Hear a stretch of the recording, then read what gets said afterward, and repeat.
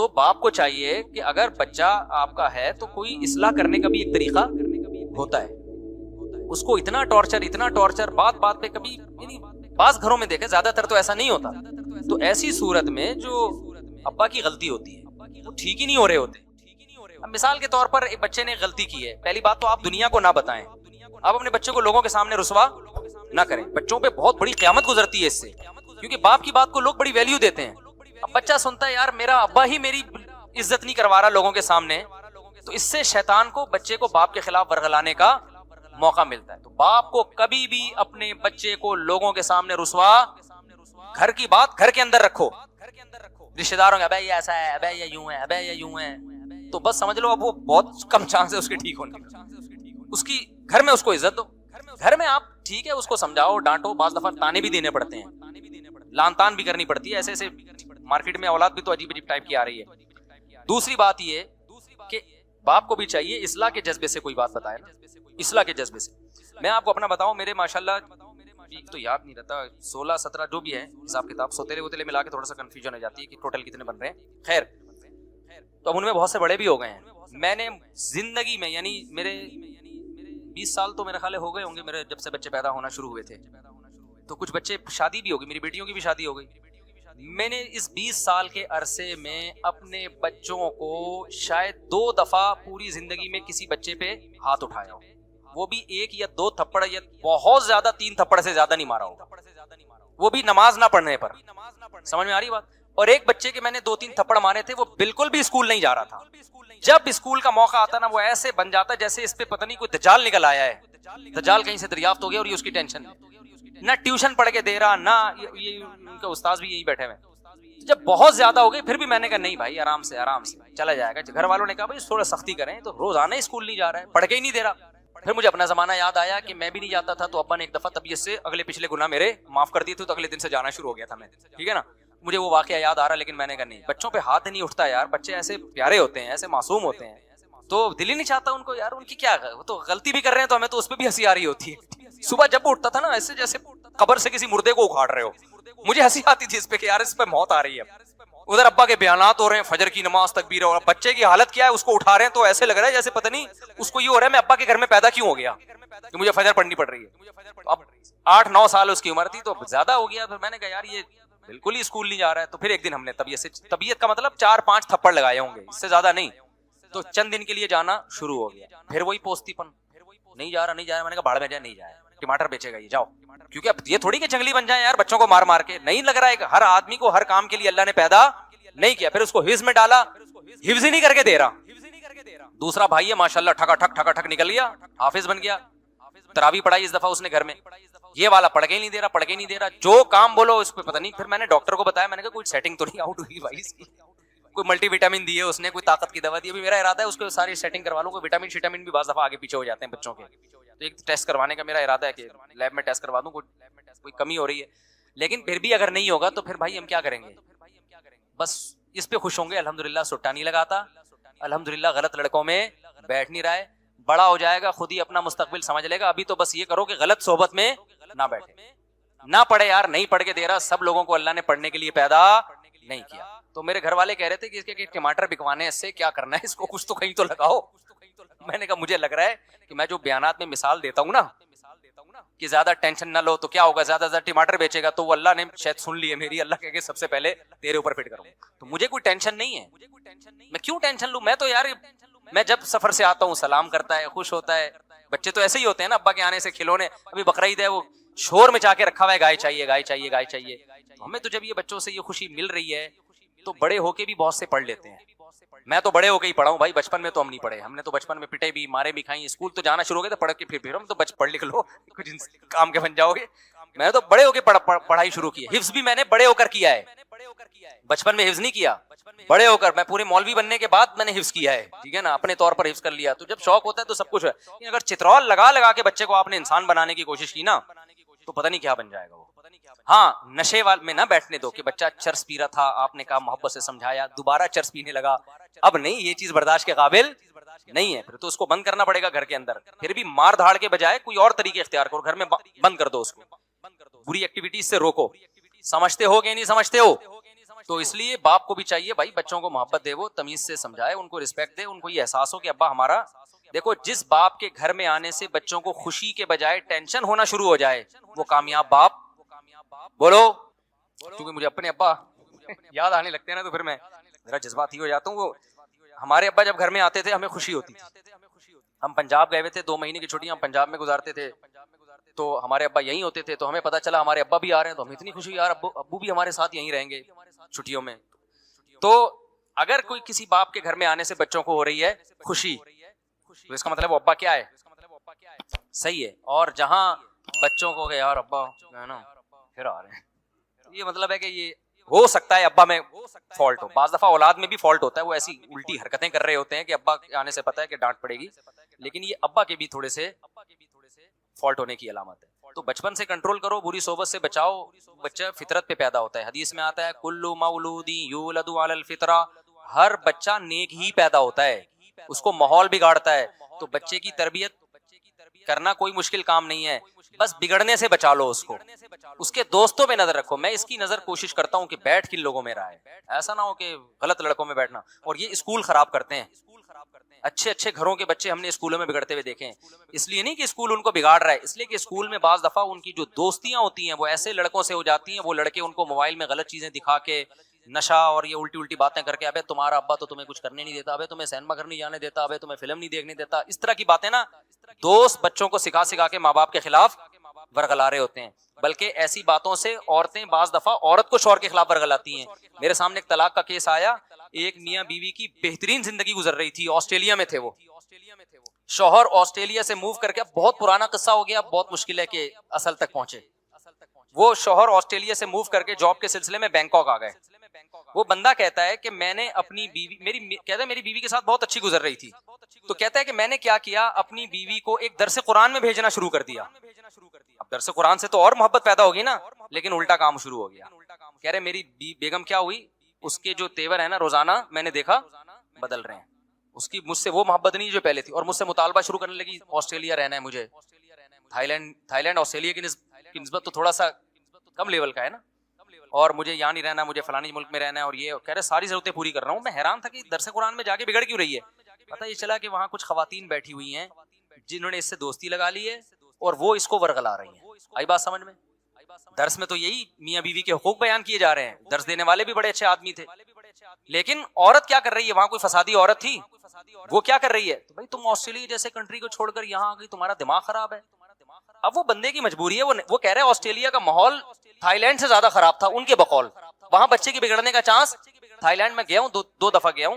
Thai land میں مخصوص علاقے تو ہیں جہاں بہت زیادہ بے حیائی ہے. نارمل جو گھروں کے حالات ہیں وہ یورپ سے اچھے ہیں، یعنی بچے آرڈر پہ نہیں بگاڑے جاتے وہاں پہ. تبھی انڈیا کی بہت ساری فیملیز تھائی لینڈ موو کر گئی ہیں. تو کوئی بھی بینکاک یا تھائی لینڈ جا رہا ہو نا تو فوراً فتوا نہ لگا دیا کرو عیاشی کرنے جا رہا ہے. بعض دفعہ عیاشی سے بچنے کے لیے جا رہا ہوتا ہے کہ دنیا کے حالات اس سے بھی زیادہ خراب ہو چکے ہیں بہت سے علاقوں میں. کہہ رہا ہے نتیجہ کیا نکلا، اتنی تو میں اتنے مسائل ہوئے نا کہ بالآخر طلاق ہوئی ہے ہمارے درمیان. اور کہہ رہا ہے میں یہ سوچتا تھا کہ میں نے اس کو درس قرآن میں کیوں بھیجا. تو درس قرآن نے اس کو نہیں بگاڑا، اس کو بگاڑا کس نے؟ اور پھر وہ خاتون کورٹ سے بچے بھی لے کے غائب، بیٹیاں لے کے غائب. وہ بیچارہ میرے پاس آ کے رو رہا تھا، کہہ رہا ہے میرا دل چاہتا ہے میں خودکشی کر لوں، کیونکہ بیوی تو گئی، بیٹیاں بھی کس کو دی ہیں کورٹ نے. پاکستانی عدالت میں کیس چلا تھا، نیشنل یہیں کے تھے، وہ پاکستان آ گئی تھی، پھر پاکستان سے بچوں کو لے کے آسٹریلیا چلی گئی. پتہ نہیں آسٹریلیا کے کورٹ سے کیا یا پاکستان سے کیا، مجھے پورا واقعہ یاد نہیں. کہہ رہے بچوں سے بھی گیا میں، بیٹیاں یاد کر کے نا ڈپریشن میں. کہہ رہے میں تھائی لینڈ چھوڑ نہیں سکتا، میری جاب اس ٹائپ کی ہے کہ میں چھوڑوں گا تو میں مسائل ہو جائیں گے. بعض دفعہ اچھا اسکول ہے لیکن آپ کے کلاس فیلو آپ کے بچے کو کیا کر رہے ہوتے ہیں، بچوں کی کلاس فیلو بگاڑ رہے ہوتے ہیں. ابے تو اپنے ابا کی کیوں مانتا، ابے تیرے ابا نے کیا دیا. خواتین بگڑ رہی ہوتی ہیں. مجھے یاد ہے جب میں نیا اس علاقے میں آیا تو میری مالی حالت زیادہ اچھی نہیں تھی اس وقت، اچھی تھی لیکن ایسا نہیں تھا کہ کوئی ڈیفینس یا گلشن اقبال میں جو ان کا اسٹیٹس زیادہ اچھا ہے. تو میرے گھر میں ایک سیکنڈ ہینڈ فریج لے کے رکھا ہوا تھا میں نے. ایک خاتون آئی، آپ کی وائف سے ملنا ہے، آپ کی وائف سے ملنا ہے، وائف سے ملنا ہے. آئیں اور چلی گئی اور لڑوا دیا ہم دونوں کو.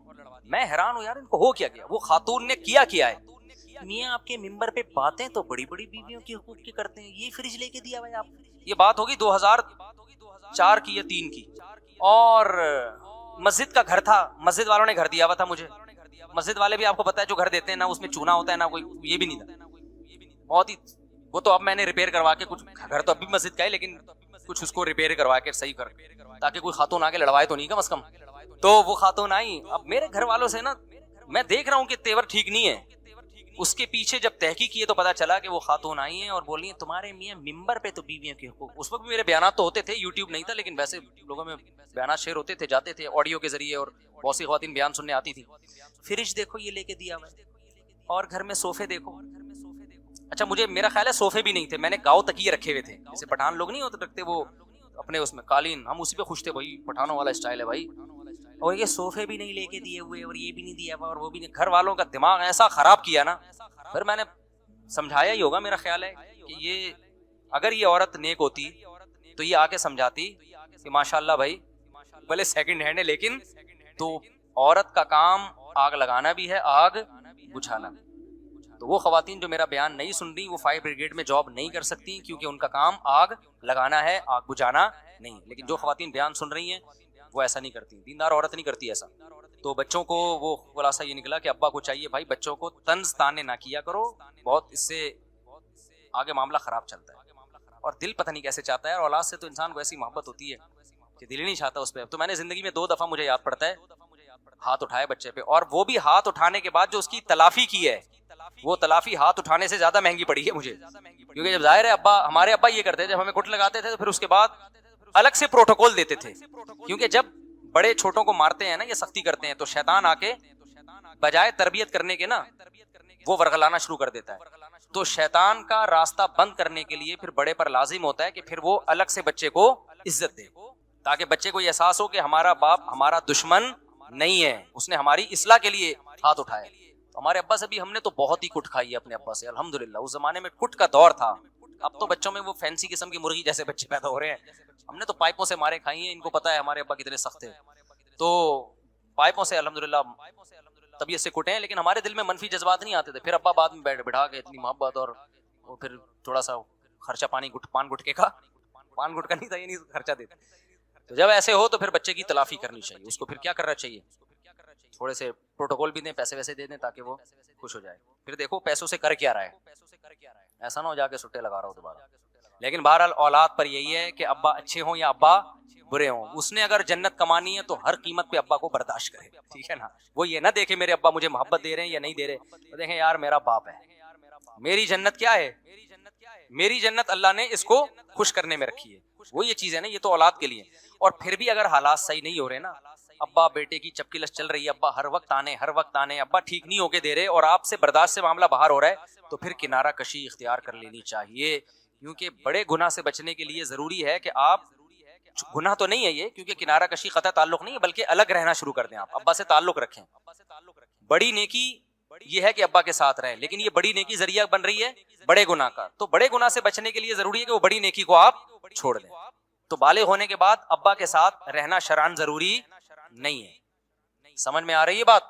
جب لڑکا بالغ ہو جاتا ہے تو شریعت میں اس پہ لازم نہیں ہے کہ ابا کے ساتھ ہی اسی گھر میں رہے. شریعت نے اس کو یہ رائٹ دیا ہے کہ آپ کما کے اپنا الگ رہنے کا انتظام کر سکتے ہو, لیکن ابا کی خدمت میں لگے رہو آپ.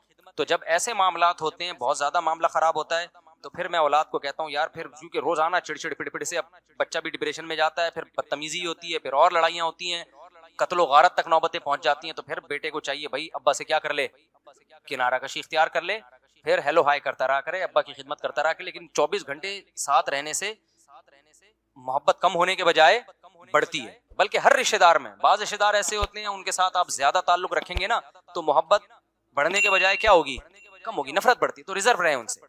میرے ساتھ ایسے لوگ ملنے کے لیے آتے ہیں, مجھے پتا ہے تھوڑی دیر اور بیٹھے رہے تو میں اس سے لڑ جاؤں گا, اتنی محبت کا اظہار کر رہا ہے کہ میرا اس سے کیا ہو جائے گا, پھٹا ہو جائے گا تھوڑی دیر. اس لیے میں کہتا ہوں بھائی میں ذرا مصروف ہوں. اچھا میرے بھائی میرے بڑے بھائی کام کاج نہیں کرتے, کافی ڈانٹ ڈپٹ کر لیا, کوئی فائدہ نہیں ہے. آپ کوئی نصیحت کریں. جو بڑا بھائی کسی میں ایسا اللہ نے کوئی مائی کا لال پیدا نہیں کیا جو بڑے بھائی کو ٹھیک کر لے, یہ ہو ہی نہیں سکتا. تو وہ ٹھیک نہیں ہوگا. بس صبر کرو, برداشت کرو, اپنے بیوی بچوں کی فکر کرو, ان کی اس کو چھوڑ دو اپنے حال پہ. بڑا نہیں ٹھیک ہوتا بھائی. اگر کسی کا ہدف ہے 1 سال میں مجھے یہ ہدف پورا کرنا ہے, تو وہ پلاننگ کرنے میں 2-3 کیا بنیادی اصول اختیار کرے اور کس طرح 2-3 اسٹیپ لے. بھائی ہر ہدف کا ایک الگ کا ضابطہ ہوتا ہے نا, ہدف کیا بنایا ہے اس کو بریک کرے نا, اس کو توڑے ٹکڑوں میں.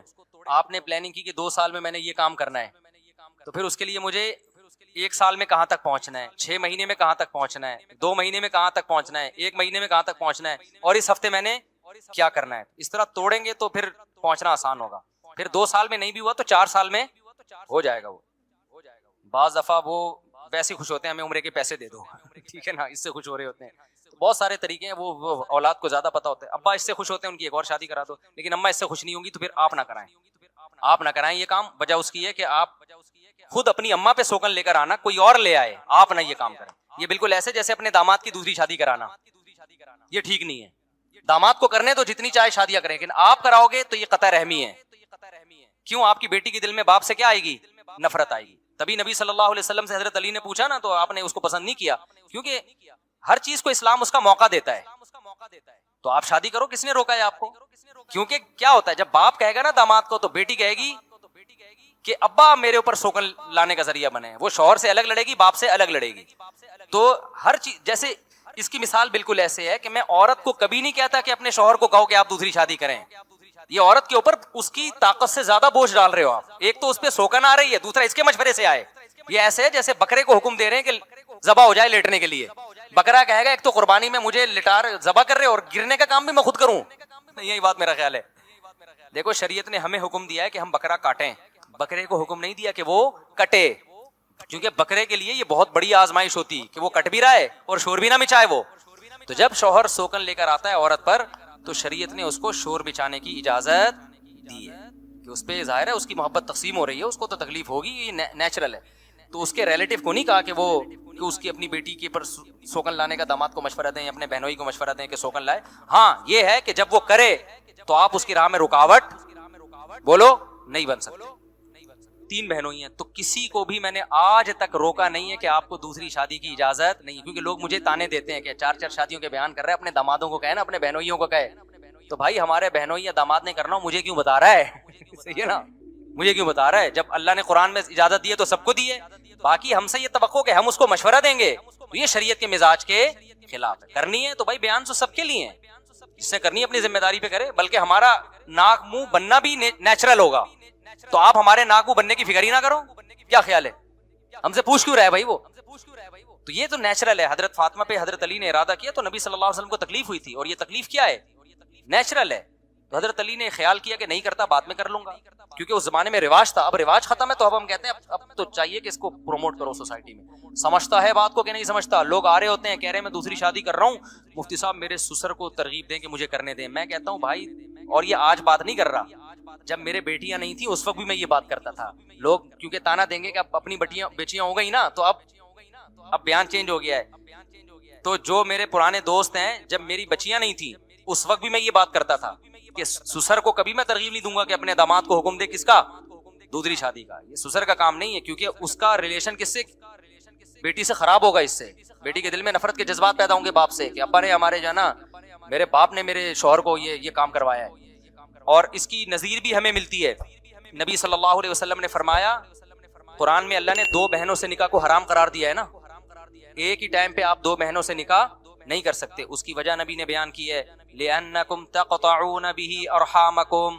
آپ نے فرمایا اس سے رشتہ داری ٹوٹے گی. 2 بہنوں کی محبت سوکنوں کی نفرت میں تبدیل ہو جائے گی. تو اسلام نے آپ پر پابندی لگا دی, ایک بہن آپ کے نکاح میں, اس کے ہوتے ہوئے اس کی بہن سے آپ نکاح نہیں کر سکتے, کیونکہ بہنوں کی جو محبت ہے وہ کیا ہو جائے گی؟ وہ تبدیل. حالانکہ شادی ہو رہی ہے نا وہاں پہ, اور 4 شادیوں کی آپ کو اجازت ہے, لیکن یہاں کیوں نہیں ہے؟ اس لیے کہ اس سے جو خونی رشتہ ہے اسلام اس کو پہلے بچانے کی فکر کر رہا ہے. سمجھتے ہو؟ تو اگر کوئی شخص اپنی بہنوئی کو خود کہے کہ تو دوسری شادی کر, اس سے بھائی اور بہن کا جو خونی رشتہ ہے اس میں درار پڑنے کا خطرہ ہے. تو پابندی تو اسلام نہیں لگا رہا, نہ سسر لگا سکتا ہے, لیکن خود وہ سسر دامادوں کو ترغیب دے یا بہنوئیوں کو ترغیب دے, اس سے جو ان کے آپس کے اولاد کے ریلیشن ہے ان میں کیا ہوگی؟ درار پڑے گی. تو اسلام نے کبھی نہیں کہا کہ سسر ترغیب دے یا مرد بہنوئی کو. ہاں وہ کر رہا ہو تو آپ روک نہیں سکتے بھائی, سمجھ رہے ہو نا, آپ روک نہیں سکتے. وہ تو کوئی بھی کرے تو کوئی بھی پابندی نہیں لگا سکتا. گورنمنٹ نہیں لگا سکتی تو سسر کہاں سے پابندی لگائے گا؟ یہ فرقوں کے نام لے کے نہ پوچھا کرو. دیکھو فرقوں کا نام لے کے رد کرنے سے لیبل یہ لگتا ہے کہ فرقہ واریت ختم ہو رہی ہے. حقیقت میں اس عمل سے فرقہ واریت بڑھتی ہے. جب آپ کہتے ہیں نا بریلوی ایسے, اہل حدیث ایسے, دیوبندی ایسے, شیعہ ایسے, فلانے ایسے, اور میں حق بیان کر رہا ہوں اور میں فرقوں ختم کر رہا ہوں, ختم نہیں ہو رہے ہوتے. اس سے کیا ہو رہے ہوتے ہیں؟ جب ممبروں پہ فرقوں کا نام لینا ختم کر دو گے تو وہ آہستہ آہستہ